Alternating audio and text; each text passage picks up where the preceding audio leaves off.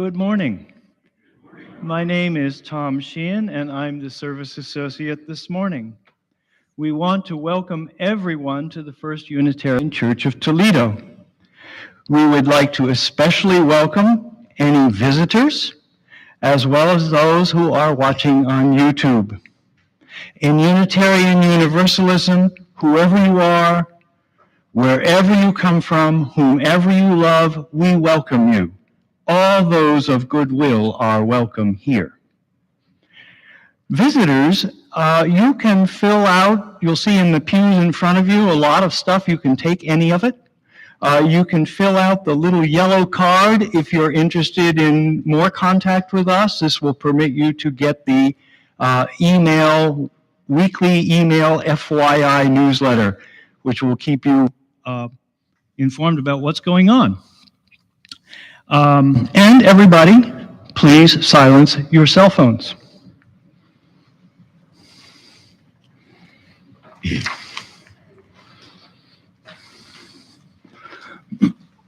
Reverend Tim is not with us today, but his past words remind us that always, on our minds, in our hearts, and with our spirits, there are people in our circle who with their family and friends have challenges of life and death, health and illness, home and travel, financial security, and paying bills.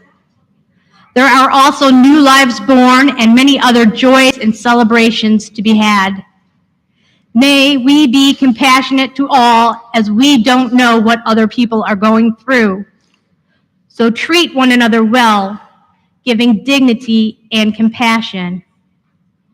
Also on our minds is the August 8th election. There is one question on the Toledo ballot, issue 1, which, if passes, would diminish the voices of Ohio voters and our ability to respond if our elected officials in state government fail to represent the will of the people. Early voting has begun. We urge you to vote no.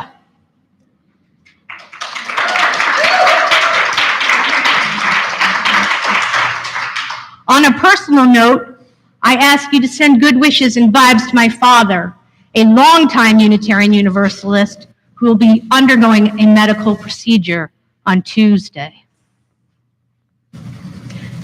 Now we will move to our opening words by Tom. Well, I have these opening words not by me, but by Charles M. Schulz. Here they are. Happiness is a warm puppy.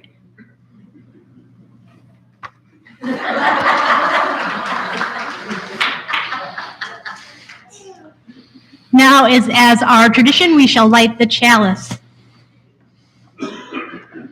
with these words: "We are Unitarian Universalists with minds that think and hands that are ready to serve, hearts that love. Together we care for our earth and work for friendship and peace in our world."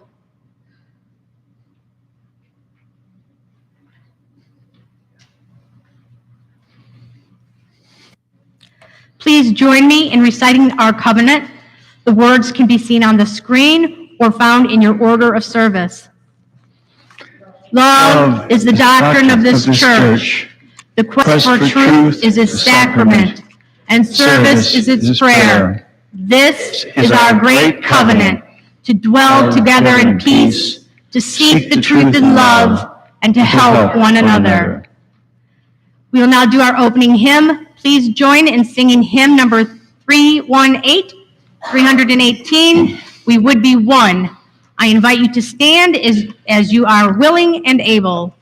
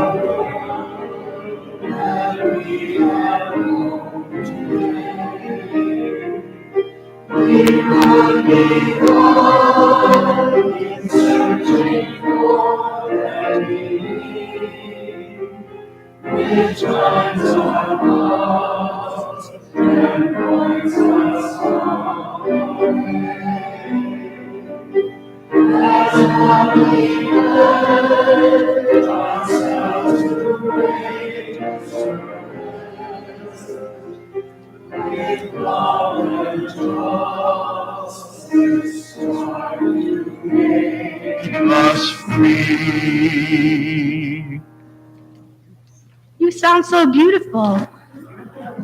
Thank you. Jenny is our religious education director, and she will share a story with us today, Old Mother Hubbard.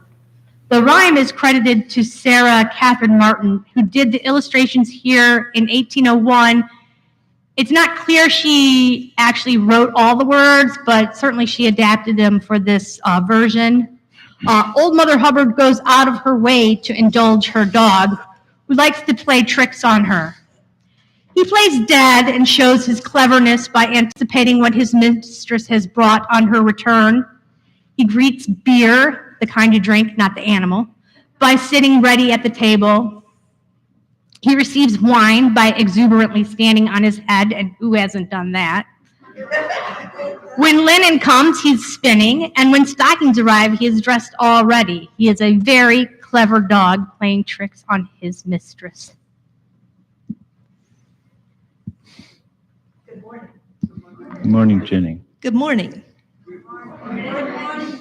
I am happy to be here today to offer our dog friends a little bit of the appreciation that they so richly deserve. Old Mother Hubbard went to her cupboard to get her poor dog a bone. But when she got there, the cupboard was bare, and so the poor dog had none. She went to the tavern for white wine and red. When she came back, the dog stood on his head. She brought him a cake, which she bought at the fair. When she came back, the dog sat in a chair. She went to the baker's to buy him some bread. When she came back, Poor doggy was dead. She went to the undertaker's to buy him a coffin. When she came back, the dog was laughing. She took a clean dish to give him some tripe. When she came back, he was smoking his pipe. She went to the tailor's to buy him a coat. When she came back, he was riding a goat. She went to the fruiterer's to get him some fruit. When she came back, he was playing the flute. She went to the hatter's to get him a hat. When she came back, he was feeding her cat. She went to the sempstress to buy him some linen. When she came back, the dog, he was spinning. She went to the barber's to buy him a wig. When she came back, he was dancing a jig. She went to the cobbler's to buy him some shoes. When she came back, he was reading the news. She went to the hosier's to buy him some hose. When she came back, he was dressed in his clothes. The dame made a curtsy, the dog made a bow. The dame said, "Your servant." The dog said, "Bow wow."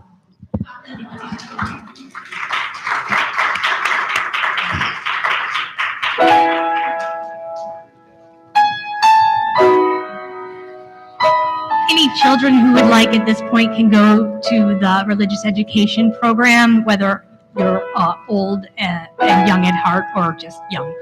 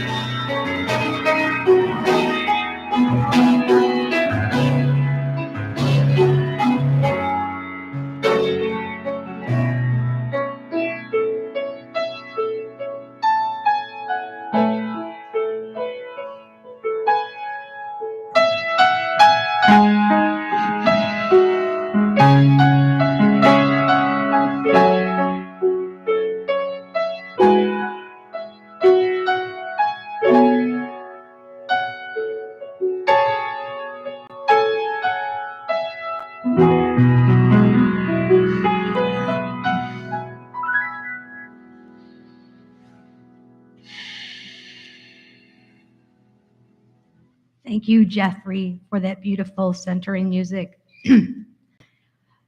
Our reading for today's meditation, contemplation, and prayer is For Those Who Howl at the Moon by Jeanette Walls. It will be followed by a moment of silence.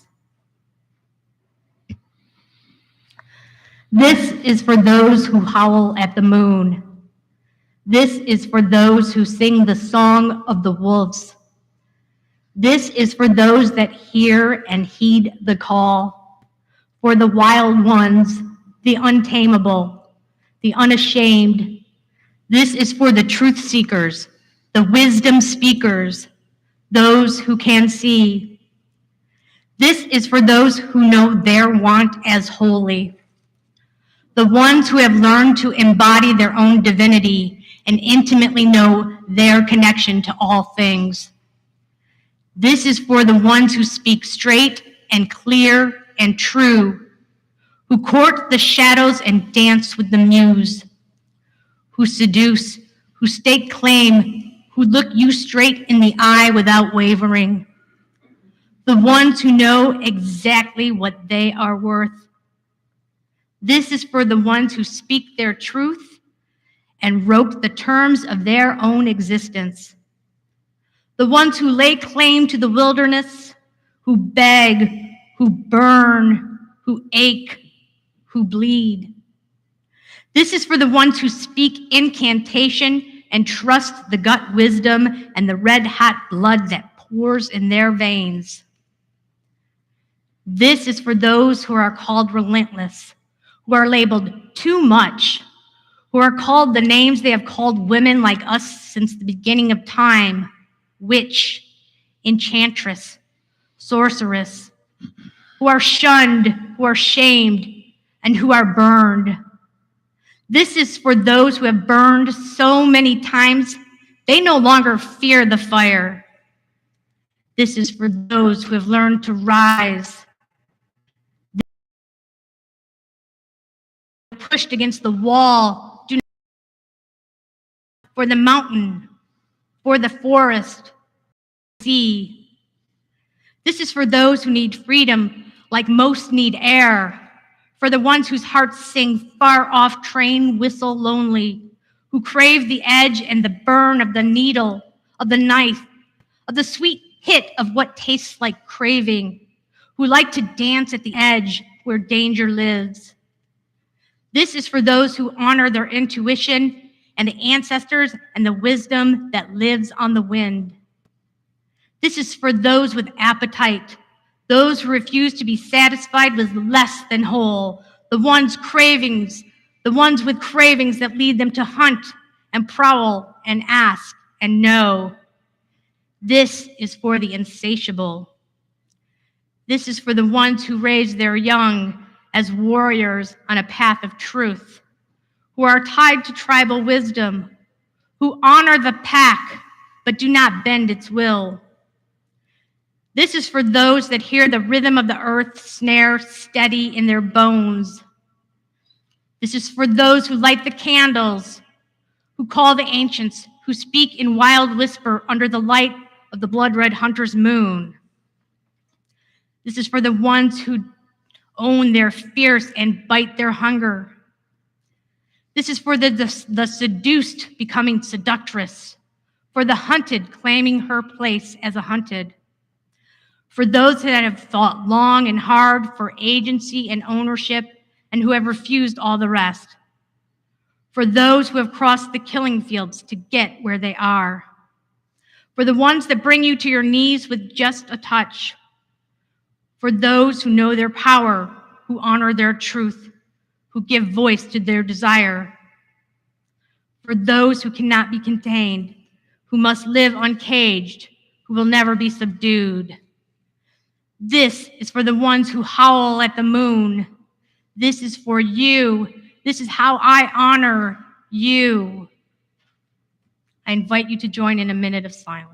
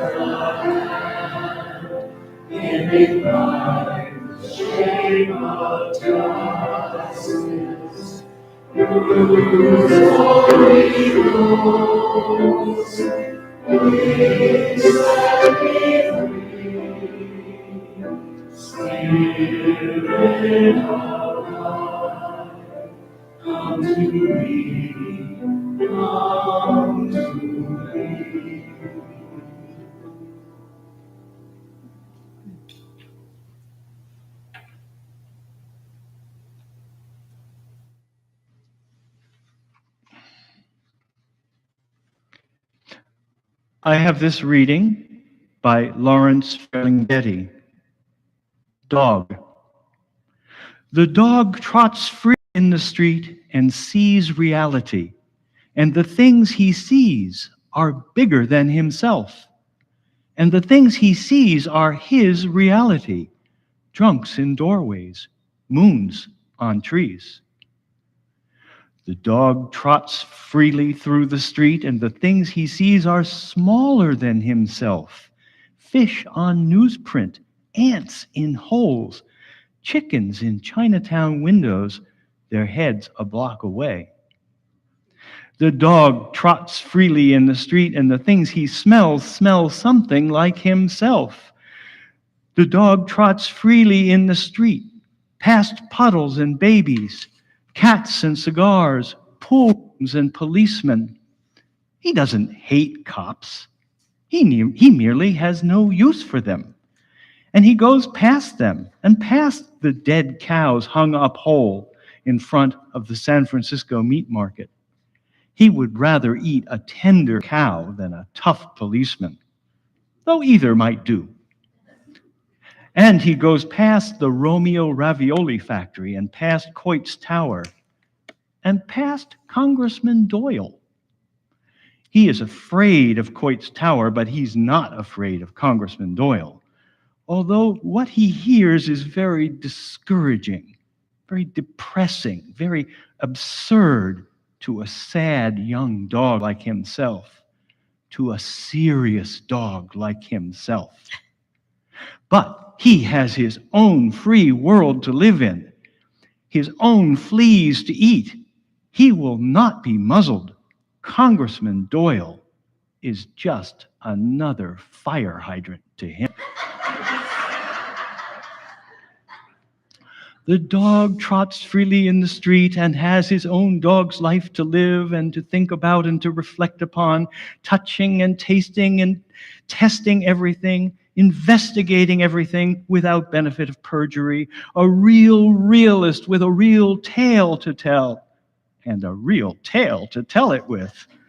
A real live, barking, democratic dog engaged in real free enterprise with something to say about ontology, something to say about reality, and how to see it and how to hear it, with his head cocked sideways at street corners as if he is just about to have his picture taken for Victor Records, listening for his master's voice and looking like a living question mark into the great gramophone of puzzling existence with its wondrous hollow horn, which always seems just about to spout forth some victorious answer to everything.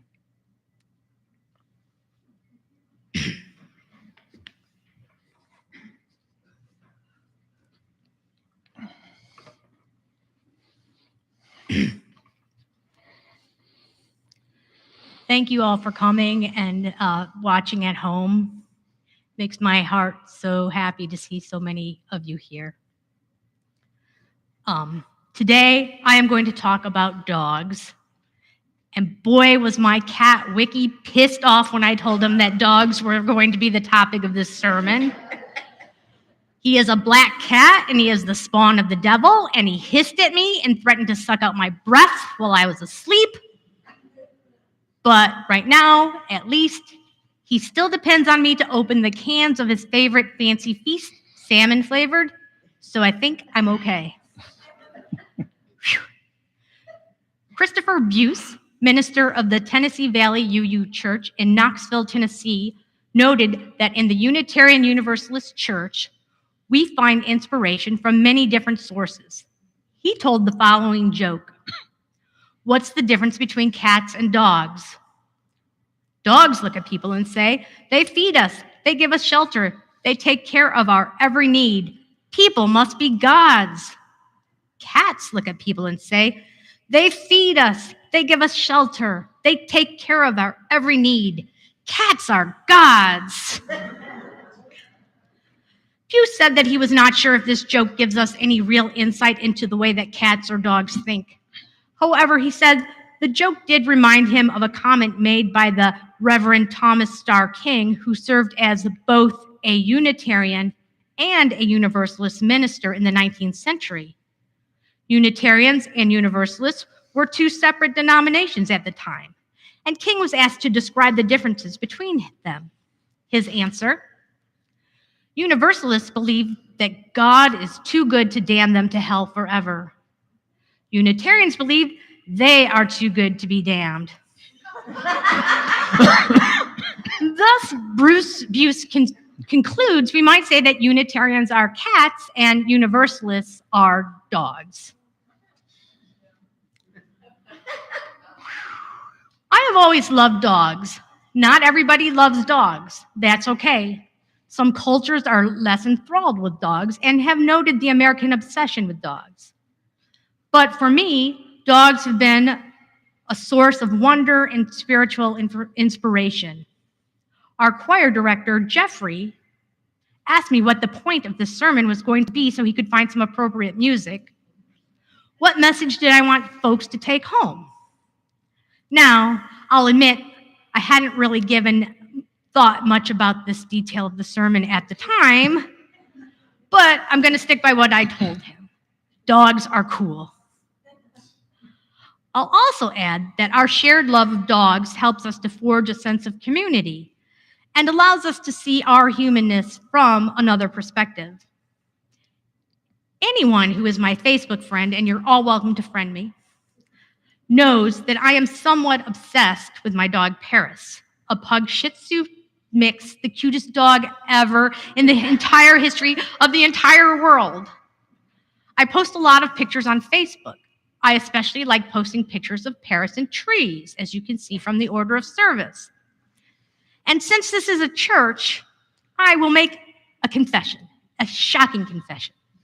The hundreds, thousands of pictures of Paris that I have posted are actually only a very small fraction of the pictures of Paris that I have taken.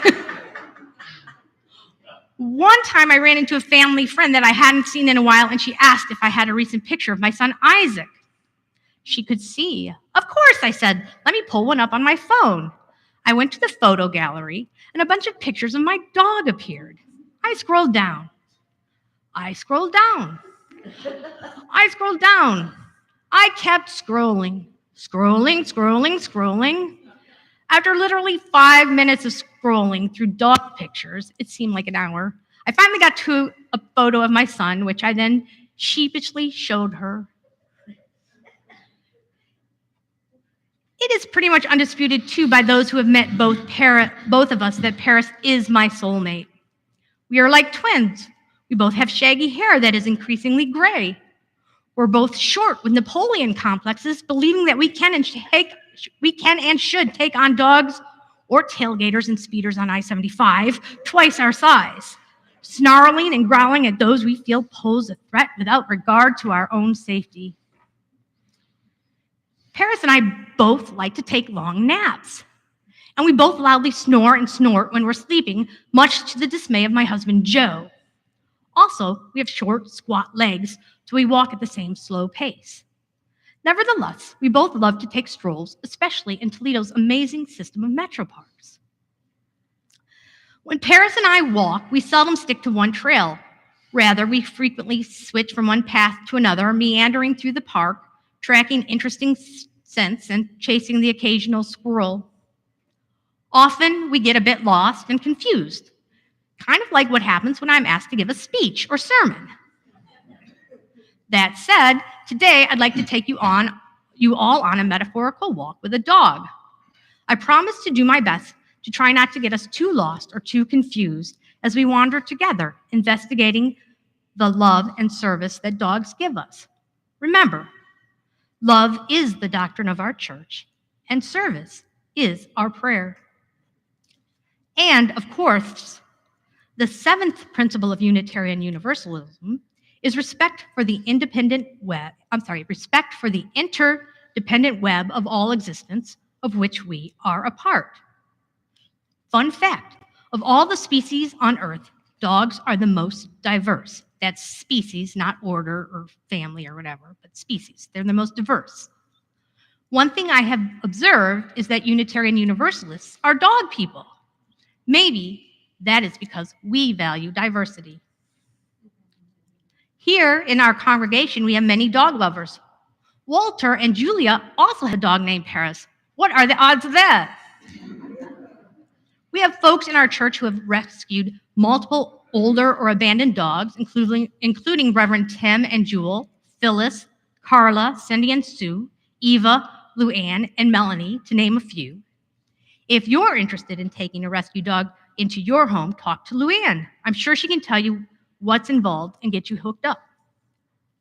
Lauren is active in Toledo's Pet Bowl project, which works to end animal cruelty, stop dog fighting, train dogs and owners, and build a healthy community for teens. We also have some honorary canine congregation members, including Nala, who helps her mama Carla in the kitchen on Sundays. And, true story, while I was working on this sermon, my phone rang. It indicated that Carla was calling me. When I answered, all I heard was some panting and heavy breathing. Carla, oh my God, Carla, are you there? Are you all right, Carla? Krista, did you call me? No, you called me. Well, it turns out that Nala stepped on Carla's phone and rang me up. I've been butt dialed before, but this was my first time being dog dialed. Miss Taffy can occasionally be found napping in a pew next to Melissa. When Carol Kay was healing from a fracture, she allowed me to take the lovely Miss Chloe out for several walks. I like to think this was a win-win for Carol and I. I know that it was a win for me. So many people in this church step up in ways to help each other when it's needed. And for so long, this has been coordinated by Marcia. So thank you, Marcia. Xander and Obi love coming to work with Carol S. in the church office. Xander, a shepherd, was originally named Ozzy after Ozzy Osbourne by the person Carol rescued him from, but now he is named after Robin Zander, the lead singer of the band Cheap Trick, which you may remember from Mama's All Right, Papa's All Right. He was rescued at 9 years old and is currently just over 3 years old. Obi, which is a name I love because my son goes to Oberlin, is a boxer that Carol rescued at 4 years old and is currently just over 12 years old. And they love coming to work with me, Carol says.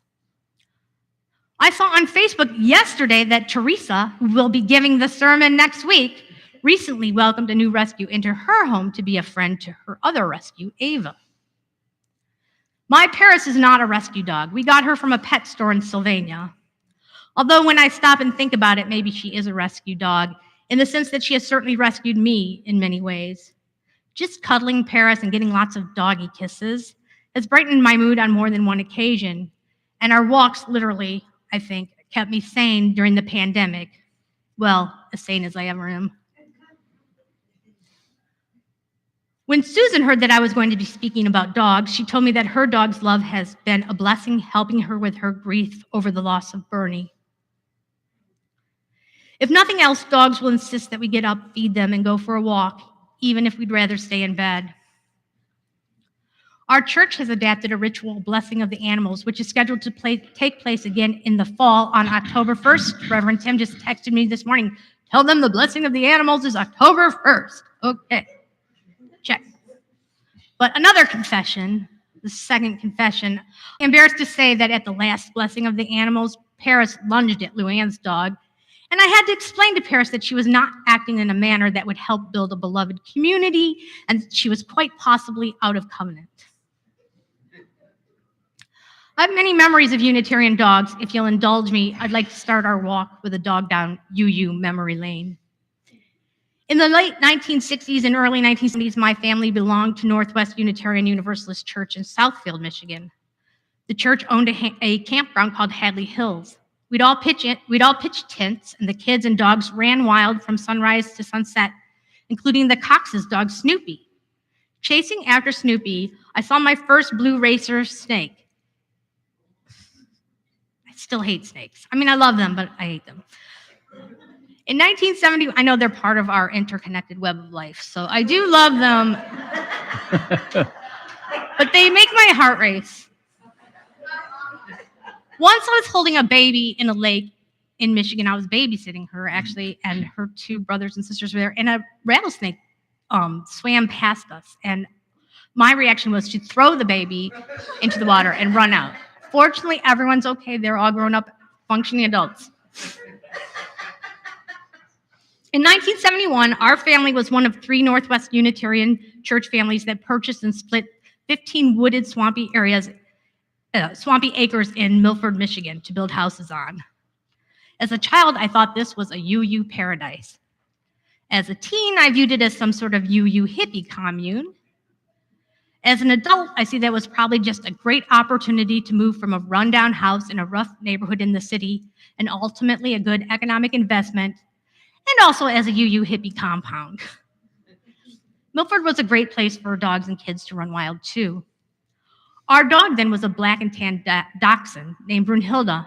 My father wanted to name my 2 older sisters and I Brunhilde. My mother thankfully blocked this, but she did finally relent when it came to naming the dog. The Mead family, the second family, had a black lab named Abby who would literally knock on our door and ask if Brunhilde could come out and play. Okay, maybe not literally. I learned about grief and love from Brunhilde. When she died, I ran over and knocked on the Mead's door and collapsed into the arms of Mrs. Mead, just sobbing. I still remember just how sad I was and how much I needed to feel her arms wrapped around me in loving comfort. The father of the 3rd Unitarian family that bought the Milford land, Charlie, was a hunter, and he raised Brittany Spaniels. One day he was outside calling for his dogs Popcorn and Peanuts to come home. Popcorn, peanuts, popcorn, peanuts. 6 of us kids were a few acres away in a field playing. We couldn't see Charlie, but hollered out, "How much?" Charlie yelled back, 10 cents. I'm old. Well, we kids thought that was a bargain. And much to Charlie's surprise, grabbed our bikes and rode over to his house. His gracious wife, Georgia, made us popcorn and Kool-Aid. Betty Petrie was the secretary of the Southfield Unitarian Universalist Church for many years. She took our 7th principle to heart more than anyone I've ever known. On more than one occasion, she was seen walking from her desk with a spider or cricket cupped in her hands to the church door so she could release it back where it belonged. When Betty retired from her church job, she bought a dog kennel business, Yarshay Kennels. I worked there on weekends and school breaks from age 11 through high school to earn money to go to basketball camp. I scrubbed the large kennels. There were 24 tall cages that I cleaned, lining the walls on each side of the building. Each cage went up to the ceiling and back about 8 feet. At the base of each cage was a 3-foot tall cement wall that I'd scrub. All the cages were elevated off the floor about 4 feet, with a bench between them. Needless to say, you could board some very large dogs there.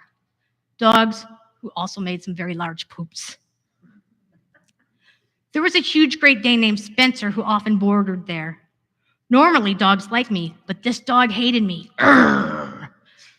One day, his cage wasn't properly latched, and he came charging at me. I have never moved so fast before or since, not even on a basketball court. I jumped 4 feet into the cage and locked myself in and yelled for help while Spencer barked and snarled and spit from the other side. It was terrifying. Fortunately for all of us, I was eventually rescued.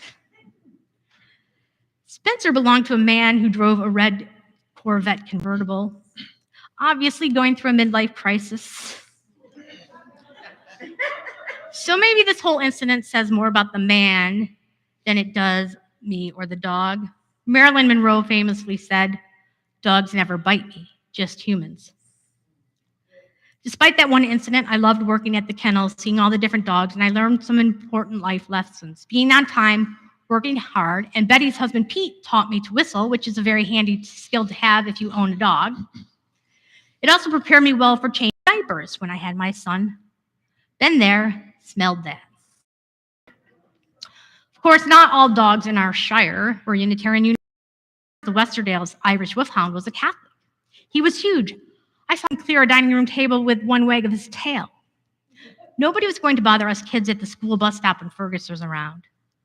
And let's just say it was at the very least intriguing that Fergus showed up at our house whenever our dachshund was in heat. Brunhilde was more than happy to date outside her religion, especially when it came to one cockapoo suitor named Sandy. Honestly, Brunhilde could have really benefited from the UU Owl program. Over the years, Brunhilde and Sandy teamed up to bring a total of 64 puppies into the world. They were so cute and they had puppy breath, which should really be a cologne. Okay, it's totally irresponsible of us not to have gotten Brunhilde fixed. I know, Paris is fixed, spay your pets. I got to see many of Brunhilde's puppies being born. I was like a midwife at a cardboard box hospital. The births were very similar to when I had my son Isaac, but with way more shredded newspaper. And of course, I got to keep Isaac. There was no way that my parents were going to let us keep 64 puppies, no matter how much my sisters and I begged. Finding the puppies good homes took some strategizing. My dad taught high school, and the story is that any of his students who took a puppy got an A. My Nana, on my mother's side, the French Navarres, took one and named it Napoleon. My first and second grade teachers, a married couple who co-taught our class, took one and named it Zod. They decided to teach abroad the year after I was in their class. I don't think it was a cause and effect. At any rate, they wanted to take their dog with them, and we drove Zot in a homemade chicken wire cage that I helped paint goldenrod yellow to the old Pan Am hangar at the Detroit airport and watched as she was loaded on a plane to Indonesia. That made me want to see the world too. Ultimately, though, our most effective method for giving away Brunhilde's puppies was to load them into a Radio Red Flyer classic red wagon and stand outside the IGA grocery store in downtown Milford on Main Street with a hand-scribbled "Free Puppies" sign. Maybe that's why it didn't seem too weird then when I got my next dog after Brunhilde from a lady in a Kmart parking lot. She was a Sheltie Labrador Retriever mix and looked just like a small black lab. The puppy, not the lady. I named my new dog Woebegone after the NPR show A Prairie Home Companion. I think David Strickler might agree that you can't get more Unitarian than that. Even if I was not bound by the seventh Unitarian principle, I would have developed a love of dogs. Dogs are ingrained in the American political and popular culture. Just think of all the presidential dogs through the years. George Washington had a dozen dogs, and their names are great and alcohol-related. Drunkard, Mopsy, Taster, Chloe, Tipsy, Tippler, Foresty, Captain, Lady Rover, Vulcan, Sweet Lips, and Searcher. Ulysses Grant had Faithful in Newfoundland. Rutherford B. Hayes in Ohio had a dog named Vito, perfect for a president. Teddy Roosevelt, among his more masculine dogs, also had a Pekingese named Manchu. Calvin Coolidge had 11 dogs, including one named Boston Beans. FDR's Fala was a Scottish Terrier. A man in my neighborhood I knew to be an active Republican was out walking his Scottish Terrier a few years ago, and I pointed this out, helpfully. I hope this made him think a little more highly of Roosevelt and not less of his dog. John Kennedy, our first Catholic president, obviously an Irish Wolfhound. Nixon had Checkers, Carter, a mutt named Grits, Ronald Reagan had Lucky, and Rex, George Bush Sr., had the beloved Millie. Clinton had Buddy. George W. Bush had Spot, which was actually one of Millie's puppies. Obama had Bo, and President Clinton has Commander. Donald Trump is the only modern president without a dog. No judgment. Just a fact. Though it does remind me of a quote by Woodrow Wilson, who said, "If a dog will not come to you after having looked you in the face, you should go home and examine your conscience." George H.W. Bush's dog Millie wrote a best-selling children's book. There are also children's books about Fala and a book called The Dogs of Camelot, stories of the Kennedy canines. Obviously, there are way too many books, movies, TV shows, and songs about dogs to list them all here. Some of our favorite characters are dogs. Just think about it.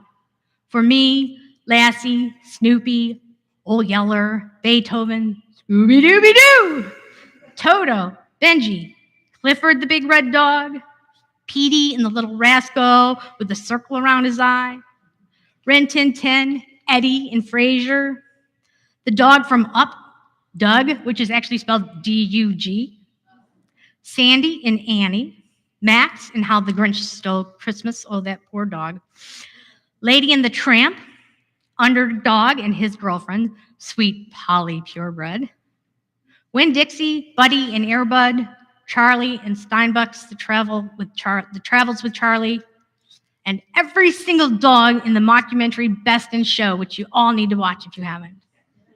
Mm-hmm.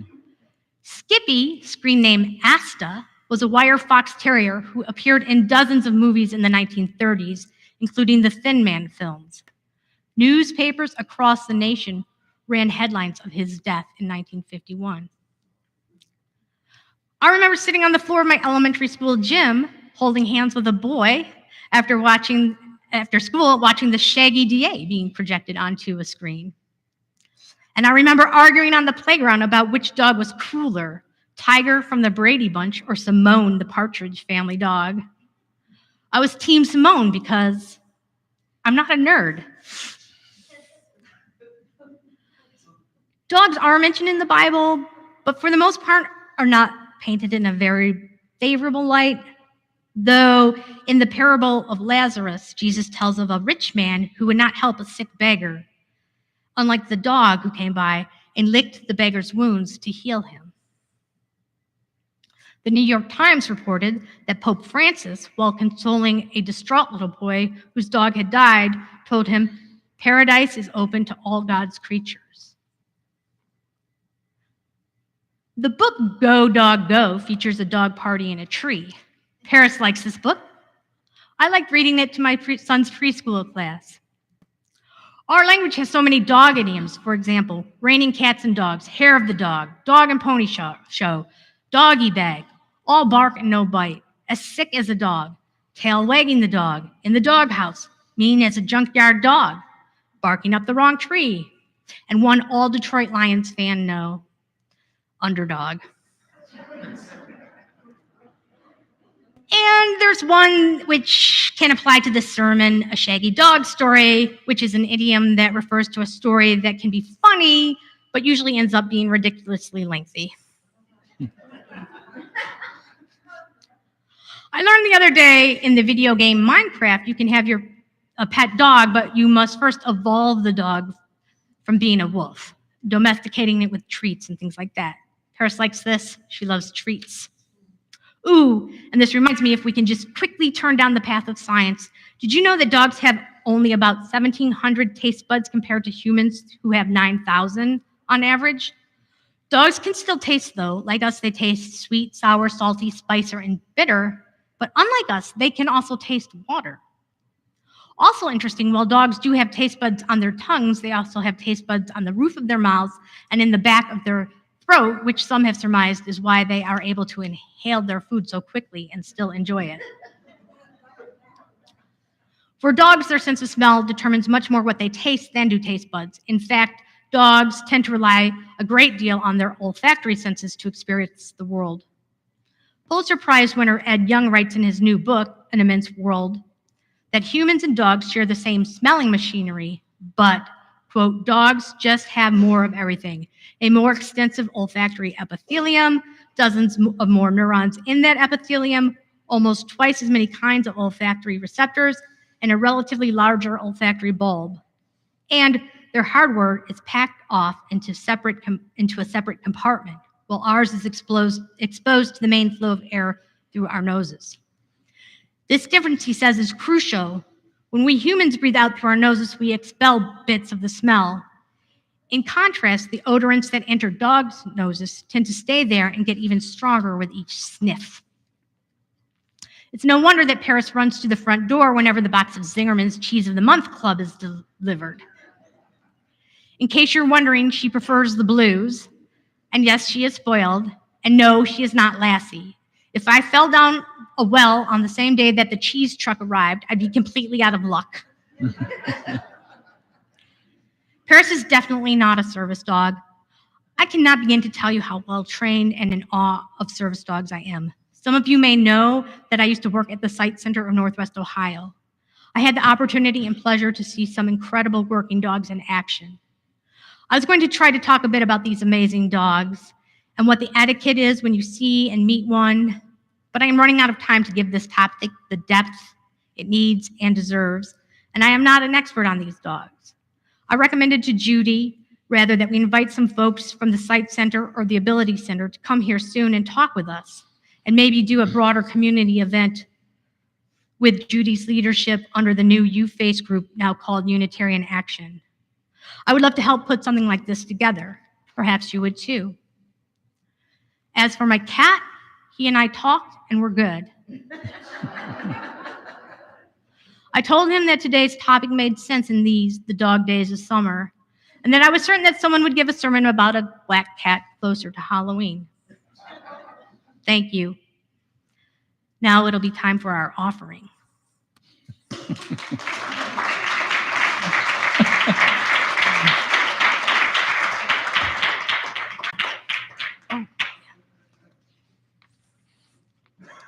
Thank you for that wonderful talk, Krista. Wow. Well, it is time for the offering, very important to this church. And there are many ways that you can give. One way is to go to uutoledo.org, click on Give, and then click on Online Giving. Please note the QR code on the slide in the lower left corner. Here is a larger version. QR means quick response. I will pause for 10 seconds so that you may aim your smartphone at this QR code. I see somebody doing it.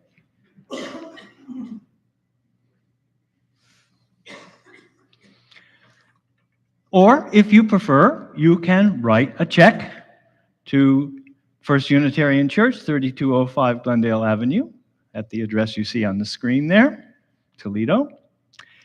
Or you may drop your offering in the basket in the foyer. Now, something about that, if you choose to use one of these little envelopes, that's great.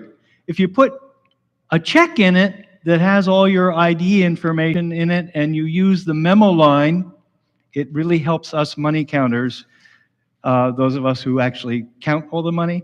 You don't need to fill it all out in the front, and we can reuse the envelope. But if you put cash in the envelope, unless you write your name on every bill, you need to fill out the envelope if you want to get credit for it. So that is what all that's about. So if you want to do that, you can drop that envelope in the basket in the foyer. And I think that's about giving. Now we have some wonderful music.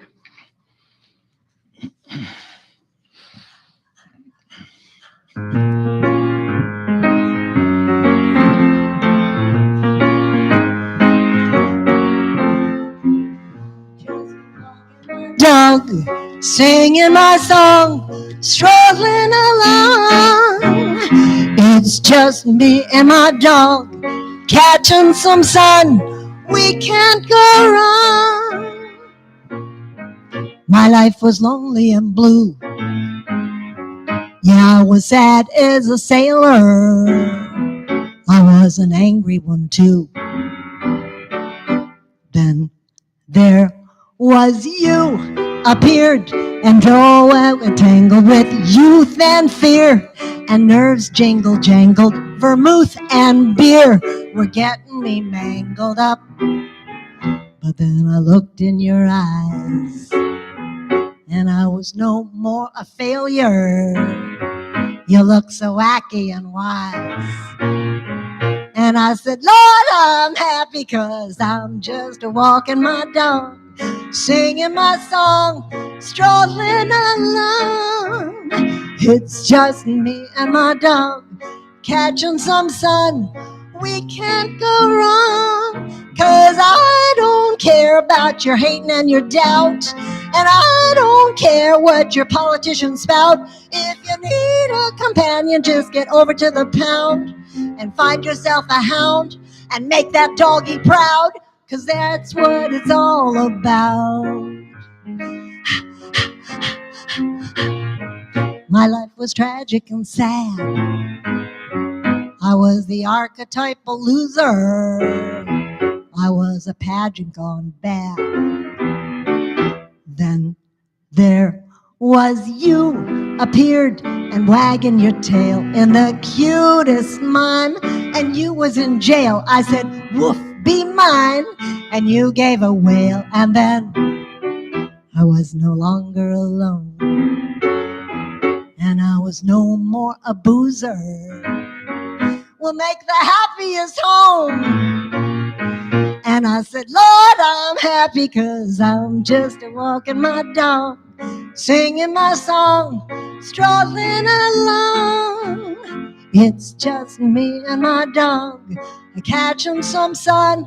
We can't go wrong, 'cause I don't care about your hating and your doubt, and I don't care what your politicians spout. If you need a companion, just go over to the pound and find yourself a hound and make that doggy proud, 'cause that's what it's all about. That's what it's all about. That's what it's all about. Wow, wow. That's what it's all about. Good boy.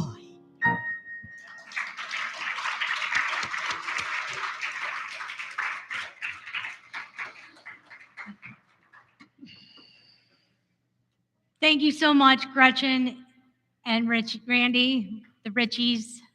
Just amazing. Coming soon. Next Sunday, July 30th, we have our summer chill out series that we've been doing. This is, I was pretty chill today. We're trying to chill out over the summer.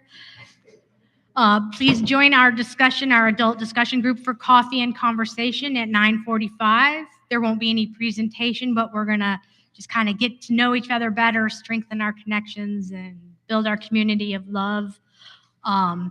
Next week's sermon will be by Teresa A. Cox. She'll be talking on the subject of Black empowerment, and the title of her service is really long. She told me I could say that. I think it sounds amazing.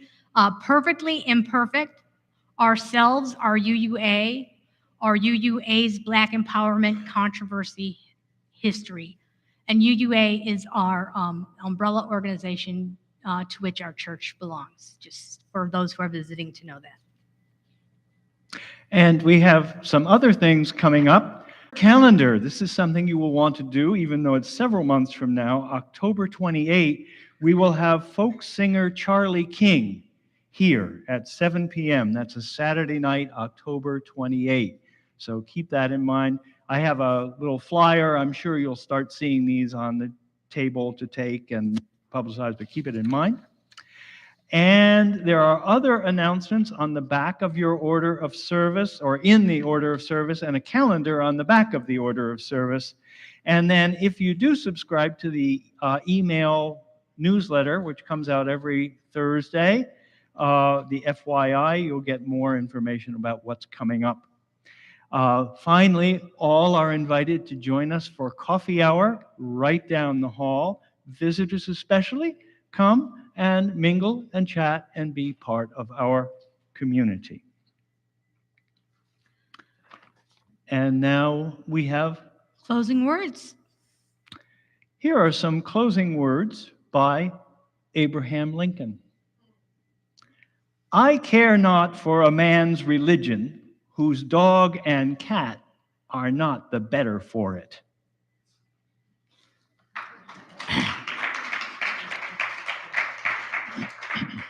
We will extinguish the flame in a moment, but before we do that, I'd just like everyone to take a moment, if you're able or willing, and just join me for a second in howling at the moon.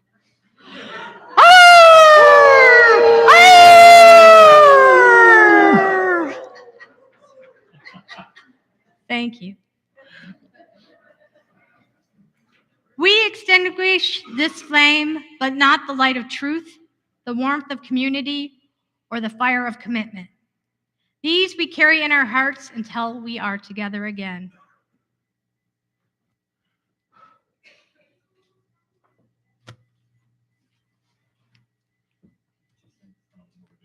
Oh, I'm so sorry.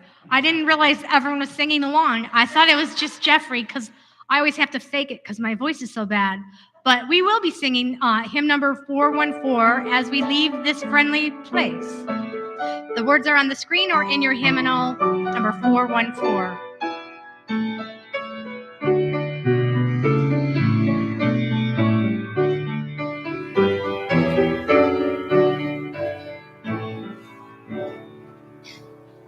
As we leave this friendly place, God give light to every face. May the kindness which we learn light on us till we return.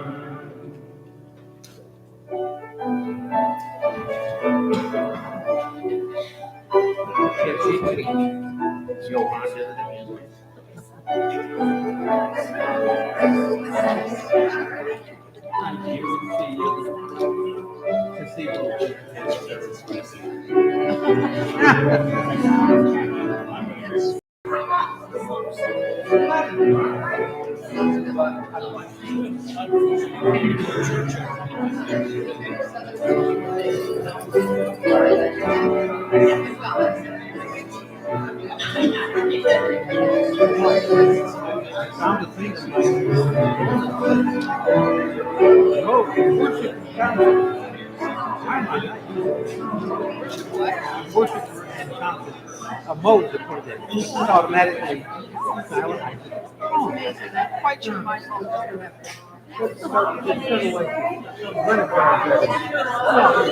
You don't need a key anymore. It's one step you can reach the song. You can say that.